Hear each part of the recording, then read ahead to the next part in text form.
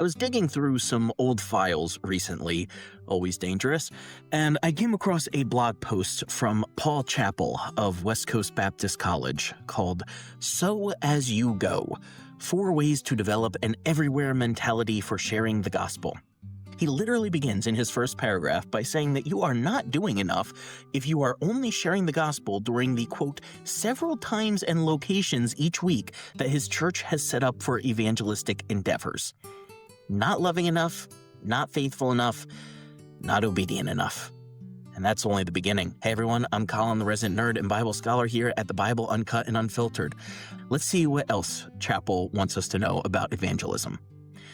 His first step is to see people as souls. And that sounds nice and Christian, sounds holy. But as someone who grew up in his circles, allow me to translate that for you into non-IFB language. What it actually means for normal people is see people as potential converts who will give money to my niche religious group. Now, of course, we would never say it that way, but that's exactly how it functioned. I spent 2 decades of my life seeing people as quote-unquote souls.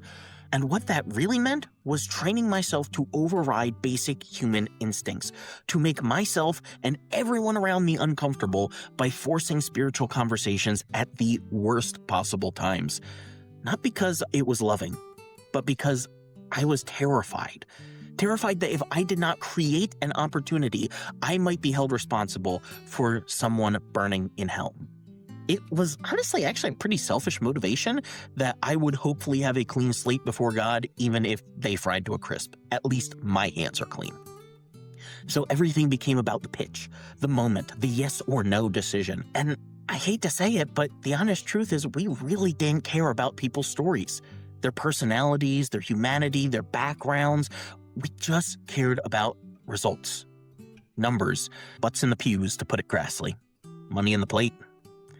That's not caring about people, no matter how spiritual the language you use sounds. I know this is going to sound heretical to some of you, but we don't need to see people as souls. We need to see people as people.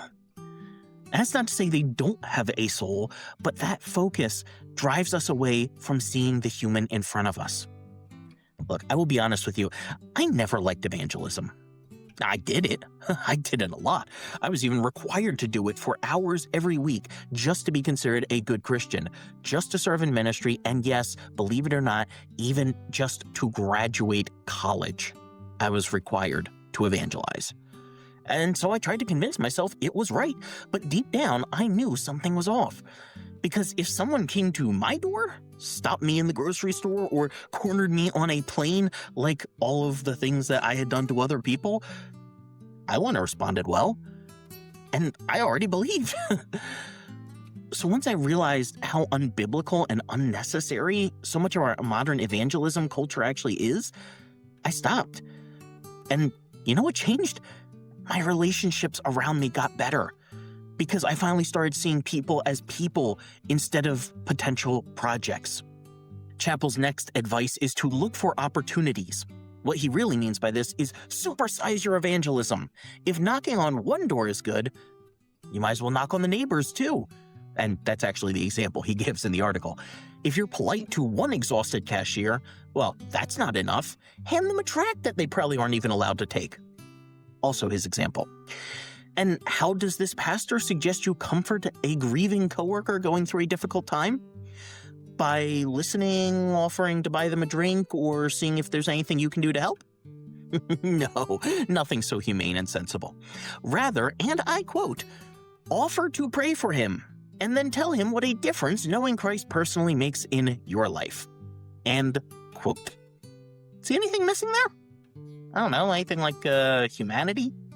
Presence, actually caring for the person in front of you. This mindset never ends. If one house is good, why not 3? If one cashier, why not every register? And don't you dare meet real present needs when you could manufacture a spiritual one instead. We have talked about the exhaustion of fundamentalism here before, where you're never good enough and the bar for what is expected of you keeps moving. You are never doing enough. Paul's third point is to nurture relationships to share the gospel. Now, I will say this as gently as I possibly can. If your primary reason for investing in a relationship is to convert someone, you are a very shallow friend. I saw this constantly in church leadership. What mattered was getting you to believe like us. And then you only mattered as much as you were useful to get others to believe like us. Once you stop being useful in that, you stop being important. And that's not love. It's just recruitment. The last point that Chappell makes is to obey every prompting of the Spirit. That sounds great on paper. Obey every prompting of the Holy Spirit. Sure, no argument there. In theory, anyway. But in practice, most people were never taught how to distinguish between the Spirit of God and the guilt of a heavily conditioned conscience. Conscience is powerful, and it's shaped by culture, by sermons, by fear. Are you sure God actually wants you to make a scene on this plane right now?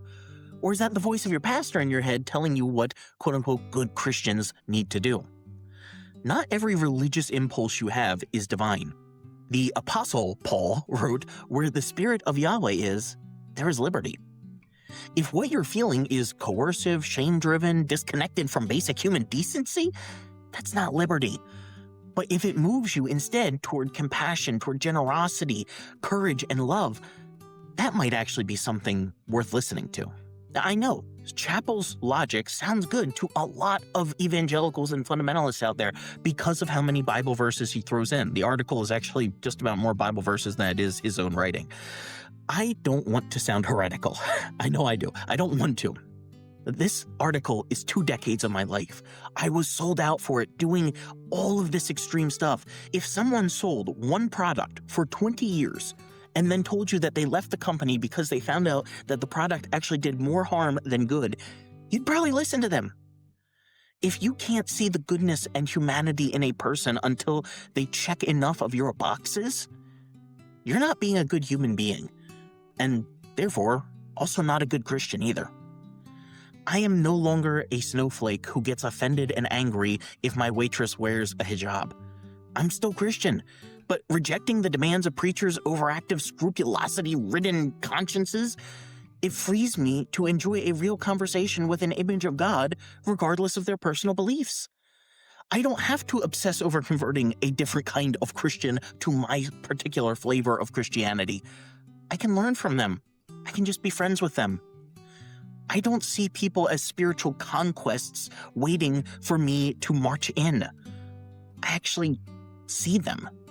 And I grieve how much I didn't before because my religion trained me not to. But if the gospel is truly good news, it doesn't need to be force-fed. Can I say that one more time for the evangelicals in the back? If the gospel is truly good news, it does not need to be force-fed.